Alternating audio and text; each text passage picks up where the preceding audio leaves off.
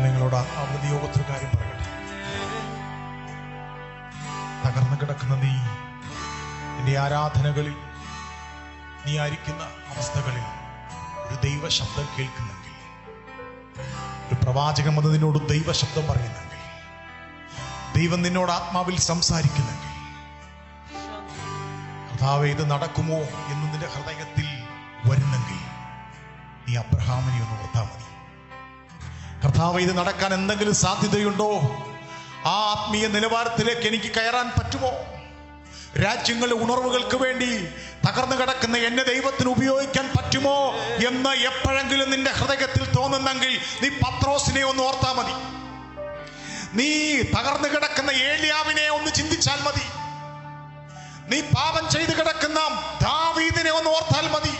അബ്രഹാമിനെ വിശ്വാസികളുടെ പിതാവാക്കി മാറ്റിയെങ്കിൽ, ഭയന്ന് ഓടിയ മോശയെ ദൈവത്തിന് ശക്തനായ പ്രവാചകനാക്കി മാറ്റാൻ പറ്റിയെങ്കിൽ, പാപം ചെയ്ത് വഷളായി പോയ ദാവീദിനെ എന്റെ ഹൃദയപ്രകാരമുള്ള മനുഷ്യനാക്കി ദൈവത്തിന് മാറ്റാൻ പറ്റിയെങ്കിൽ, ഉടഞ്ഞുപോയ തകർന്നുപോയ ഭയന്ന് ഓടിയ പത്രോസിനെ ഖേഭാവാക്കി സഭയുടെ നെടും തൂണാക്കി നിർത്താൻ ദൈവത്തിന് പറ്റിയെങ്കിൽ, നീ കേൾക്കുന്ന ദൈവ ശബ്ദങ്ങൾക്ക് നിന്നെ തിരിക്കാൻ പറ്റുമെന്ന് ഞാൻ ആത്മാവിൽ ദൂത് ഇന്ന് രാത്രിയിൽ കൈമാറിയാൽ, അതിനൊരു ആമേൻ പറഞ്ഞ് സ്വീകരിച്ച് എന്റെ ദൈവമേ എന്ന് വിളിച്ച് ദൈവത്തിന്റെ കൃപയെ ഒന്ന് വിളിച്ച് അപ്പാ എന്ന് വിളിക്കാൻ ഇതിനകത്ത് എത്ര പേരുണ്ട്?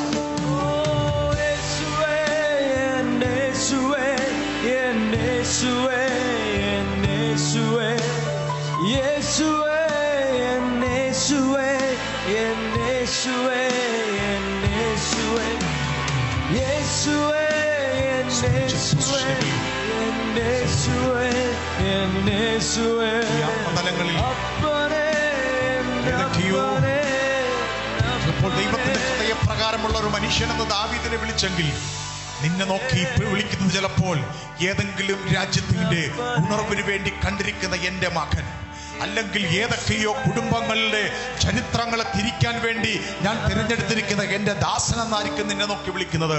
അല്ലെങ്കിൽ ചില കൂട്ടങ്ങളുടെ നടുവിൽ നിന്ന്, ചിലരെ തീയിൽ നിന്ന് വലിച്ചെടുക്കാൻ ഞാൻ കണ്ട എൻ്റെ പ്രിയ പുത്രൻ എന്നായിരിക്കും ദൈവം നിന്നെ സ്പിരിച്വലി പൊസിഷൻ ചെയ്തിരിക്കുന്നത്.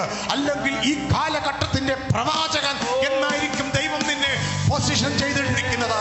അല്ലെങ്കിൽ ദേശങ്ങളുടെ ദുരാത്മ മണ്ഡലങ്ങളെ അടയ്ക്കാൻ വേണ്ടി ഞാൻ കണ്ട കാലഘട്ടത്തിന്റെ ഏലിയാവെന്നായിരിക്കാം ഈ കാലഘട്ടത്തിൽ നിന്റെ സ്പിരിച്വൽ പൊസിഷൻ ദൈവം ചെയ്തിട്ടിരിക്കുന്നത്.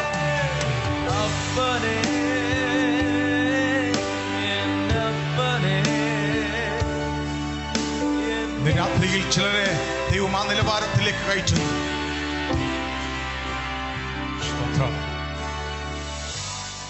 തലമുറയ്ക്ക് ചൂണ്ടിക്കാണിക്കാനുള്ള കാലഘട്ടത്തിന്റെ ദൈവത്തിന്റെ ഉദാഹരണങ്ങളായിരിക്കും ചിലപ്പോൾ നീ.